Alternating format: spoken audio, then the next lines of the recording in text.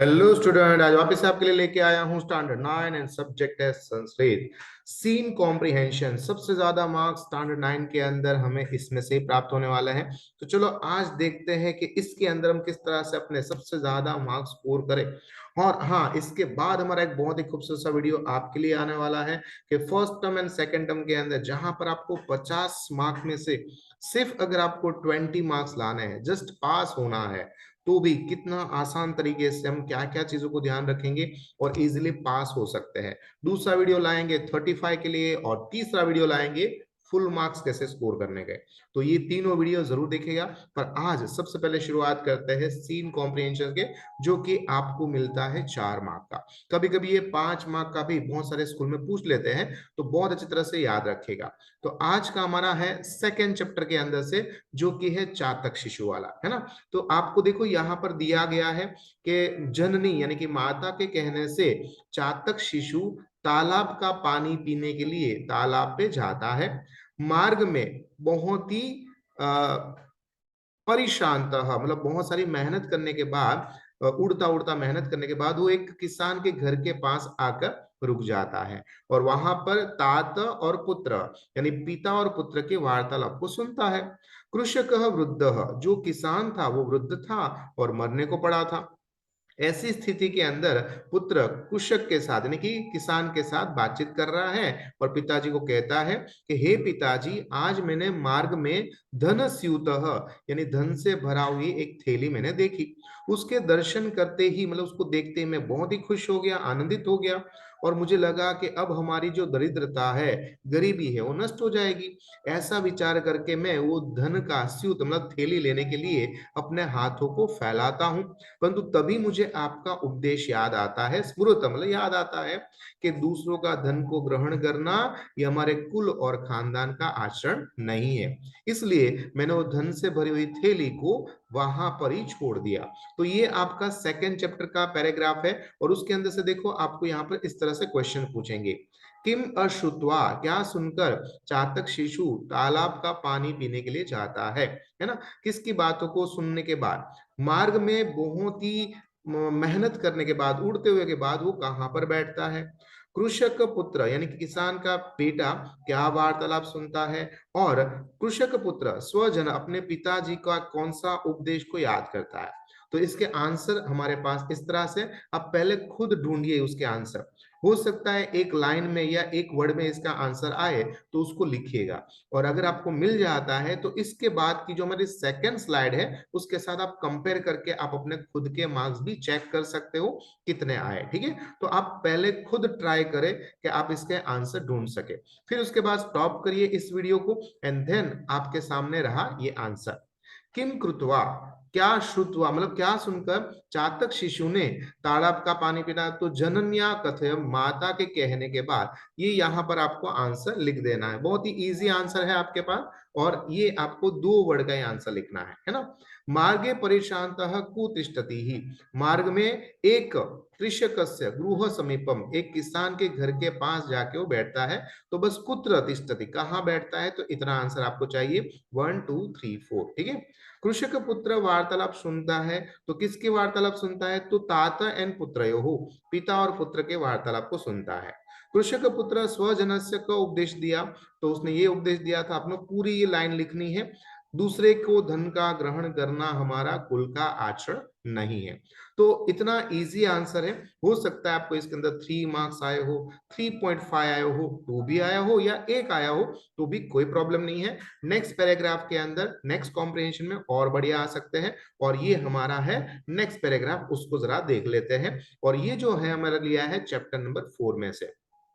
संप्रति विविधा विश्वविद्यालय सुप्रसिद्ध संति, अभी बहुत सारे विश्वविद्यालय प्रसिद्ध है और उसके अंदर से एक है हमारी विश्वविद्यालय। इसके अंदर प्रवेश कार्य करने के लिए छात्र अपने आप को स्व आत्मनम धन्य मानते हैं। ऐसी ही एक पुरातन काल के अंदर भारत देश के अंदर बहुत सारे विश्वविद्यालय हुआ करती थी। उस विद्यालय दूर दूर से बच्चे यहाँ पर आते थे, पढ़ते थे और अपने आप को धन्य मानते थे। इसी में से एक विश्वविद्यालय का नाम था वल्लभी विश्वविद्यालय। जैसे मगध राज्य के अंदर नालंदा थी, उसी तरह से गुजरात प्रदेश के अंदर वल्लभी विद्यापीठ थी। यहाँ पर दूर दूर से लोग आते थे और वहां पर अध्ययन करते थे। आज हमारे पास गुजरात प्रदेश जो है, वहां पर भावनगर जिले यानी कि जनपद के अंदर ये विश्वविद्यालय पुराने जमाने में हुआ करती थी। तो ये आपका पूरा पैराग्राफ है, ठीक है। अब इसके क्वेश्चन है यहाँ पर कि सुप्रसिद्ध विश्वविद्यालय अध्ययन कार्य प्रवेश छात्र स्वातनम कैसे मानते थे, किस तरह से मानते थे। दूर देश से छात्र कहाँ पर आते थे, मगध राज्य की कौन सी विश्वविद्यालय बहुत ही प्रसिद्ध थी और वल्लभी विद्यापीठ कौन से उपनगर में आई है। तो ये आपके 4 क्वेश्चंस हैं। अब इसके आंसर चेक कर लेते हैं कि आपके राइट हो रहे हैं कि रॉन्ग हो रहे हैं, ठीक है। तो ये है उसके आंसर। जैसे पहले का आंसर में आपको बस यहाँ पर कीदृश्य की जगह धन्य मानते हैं, इतना ही आपको आंसर लिखना है। दूर देश से यहाँ पर अध्ययन करने के लिए बच्चे आते थे, और यहाँ पर जो मगध राज्य में बताई गई उसका नाम है नालंदा। एंड फोर्थ के अंदर है कि वो वल्लभी विद्यापीठ है गुर्जर प्रदेश के अंदर भावनगर के अंदर आई हुई है। तो देखो यहाँ पर सारे के सारे आंसर 2 या 1 वर्ड में ही आंसर है। कभी कभी एक लाइन का भी आंसर हो सकता है और कभी 1 वर्ड का भी हो सकता है। इसके हिसाब से हमेशा चेक करिए अपने मार्क्स को, एंड उसके बाद आपको जरूर कॉन्फिडेंस आता है। एक बात को हमेशा याद रखना है, जब तक कॉन्फिडेंस नहीं आता है तब तक जीत मुश्किल है, और जीत के लिए, कॉन्फिडेंस के लिए टेस्ट देना बहुत जरूरी है, ठीक है। तो टेस्ट देते रहिए, समझते रहिए। नेक्स्ट है आपके पास, वो है हमारा जो तांदुल मतलब कबूतर वाला जो चैप्टर है, यानी कि पीजन वाला जो चैप्टर है, उसके अंदर है कि वो व्याघ्र ने यानी कि शिकारी ने तांदुल कण यानी कि चावल के जो छोटे छोटे टुकड़े थे वो झाल के ऊपर डाल दिए, झाल मतलब नेट के ऊपर, और फिर वृक्ष के पीछे जाके खड़ा रह जाता है, देखने लगता है। और उसके बाद जो है उस समय के अंदर चित्रग्रीव नाम का एक कपोत राजा है, यानी कबूतरों का राजा था, वो परिवार के साथ आसमान के अंदर से निकल रहा था। उसने भूमि के ऊपर यानी कि पृथ्वी के ऊपर ऐसे फैले हुए चावल के दाने को देखा, और सारे के सारे कबूतर लालच में आ जाते हैं। कबूतरों के राजा ने इस तांदुल यानी कि चावल के टुकड़ों को देखा और कहा कि ये निर्जन वन के अंदर चावल के दाने कैसे हो सकते, कैसे संभव है। इसलिए हमें ये अलग रूप से मिलने हुई लालच को हमें नहीं देखना चाहिए। हमें चावल के टुकड़े के लोभ में जाने से हो सकता है हमारे साथ बहुत ही अनिष्ट हो जाए। इसलिए हमेशा सोच समझ के हमें कार्य करना चाहिए। अब इसके क्वेश्चंस है कि व्याघ्र किम कृत्वा, व्याघ्र क्या करता है। तस्मिन काल है, उस समय आसमान में से कौन निकल रहा है। कपोतः राजा यानी कबूतरों का राजा ने क्या देखा और कबूतरों को क्या कहा। सर्व सबसे ज्यादा योग्य कर्म कौन सा है, ऐसा कबूतरों के राजा ने ऐसा बताया, नहीं पीजन के राजा ने बताया। नाउ ये आपके पास क्वेश्चंस है, तो इसके आंसर बहुत ही इजी है, 1 वर्ड 1 लाइन में हो सकते हैं। चलो कोशिश करते हैं। यहाँ पर देखो व्याघ्र ने क्या किया, तो सबसे पहले चावल के दाने को फेंका, मतलब उस पर बिछाया और उसके ऊपर जाल बिछा देता है, ठीक है।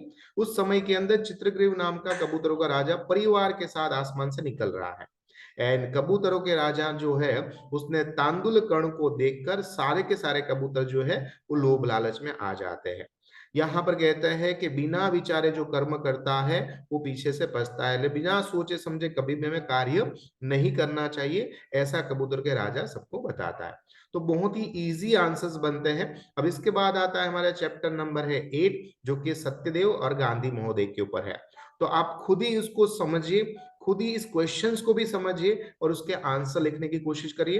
3 के अंदर मैंने हेल्प किया है, चौथे के अंदर मैं हेल्प नहीं करूंगा, हाँ आपको आंसर जरूर प्रोवाइड करूंगा। सो बेटर है शांति से इसको समझिए। जो भी वर्ड है खासकर कॉपी पेस्ट करने के अंदर भी कोई ह्रस्वई, दीर्घई, बड़ी, बिंदी या हलंत जो है उसकी भी बिल्कुल भी मिस्टेक्स नहीं करना है ना, क्योंकि इसके अंदर में पूरे कैश मार्क्स मिल सकते हैं।